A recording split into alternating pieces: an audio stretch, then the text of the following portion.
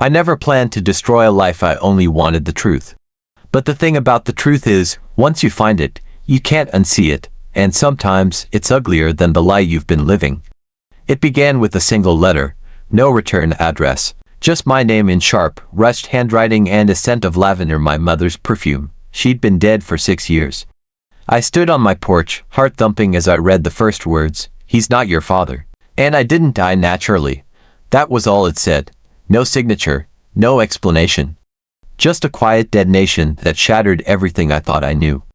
My mom had died in her sleep, or so I'd been told, peaceful, painless, gone before the morning light. And my dad, a stoic, quiet man, had never cried. Not at the funeral, not once afterward. I'd always chalked it up to strength. Now, I saw it for what it was, coldness. I took that letter and drove straight to the attic. I hadn't touched her boxes in years, but I ripped through them like a madman, looking for something, anything, old journals, receipts, photos that didn't belong.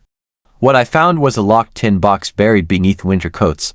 I pried it open with a hammer. Inside, a USB drive, a faded birth certificate with a name I didn't recognize in the father section, and a photo of my mother holding a baby with a man whose face was scribbled out in ink.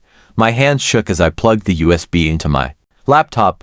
There were dozens of audio recordings. Her voice, soft and worn, filled the room. "If you're listening to this, something's happened to me, and I wasn't strong enough to stop it." She spoke of secrets, of fear, of someone watching her. And then the recordings got darker. "He changed after you turned 8, she said. "He started locking the basement door again. I heard noises down there. Crying, scratching. I thought it was rats. It wasn't." I paused the tape, breathing hard. Our basement had always been off limits. Dad told me it was too old, too dangerous, full of mold.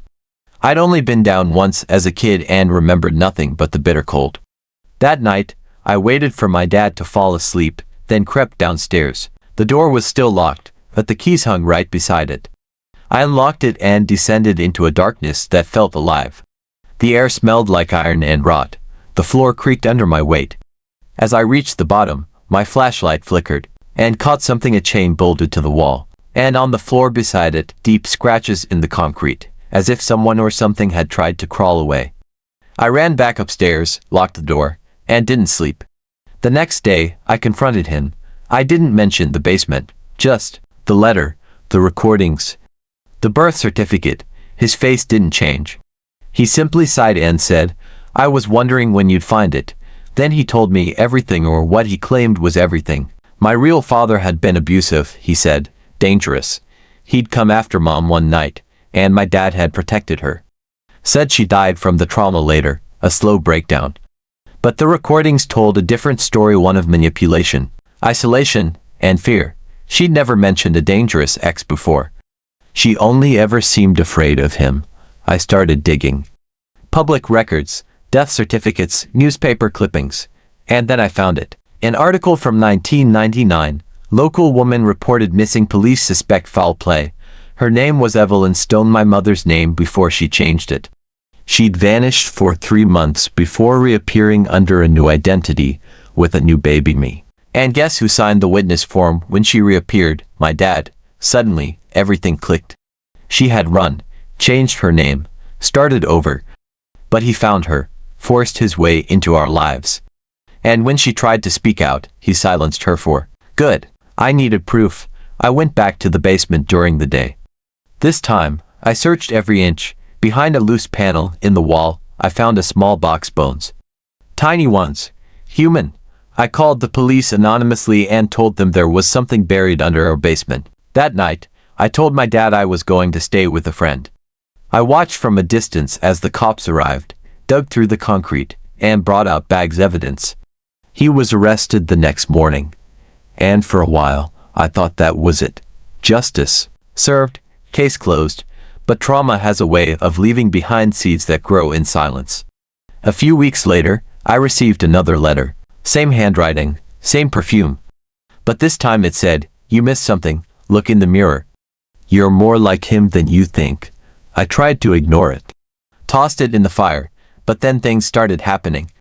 I'd wake up and find dirt under my fingernails. Photos on my phone I didn't remember taking, pictures of strangers on the street, taken from a distance. One night, I woke up with scratches on my arms, and I had no memory of how they got there. I checked the attic again. The tin box was gone. I asked myself if I was losing my mind, or if someone was trying to make me believe I was. And then came the final letter, short, terrifying. She wasn't the first, and you won't be the last. Attached was a photo of me, sleeping. Taken from inside my room. I called the police. They searched the house. Nothing. No signs of forced entry. No fingerprints. But they found something. I hadn't noticed: a false wall in the basement, hiding. A crawl space. Inside it, a small mattress. Food wrappers. A camera. Someone had been living there, watching me, for months, maybe longer. But the most horrifying part: the fingerprints they found in the crawl space were mine. Only mine. Not my dad's, not a stranger's, mine. I was the only one who had been in there, according to the evidence, which means either I was being framed or something in me had broken completely. The case was closed as unreliable testimony, no suspect, and my dad was never convicted. He died of a heart attack in prison 2 weeks later. I never got the truth, not really, but I still hear noises in the walls. Still wake up with memories that don't belong to me. And sometimes, when I look in the mirror, I swear I see someone else looking back, someone smiling, someone waiting. Because maybe the letters weren't a warning. Maybe they were instructions. Maybe I wasn't the victim after all. Maybe I'm just the next chapter in a story that never ends.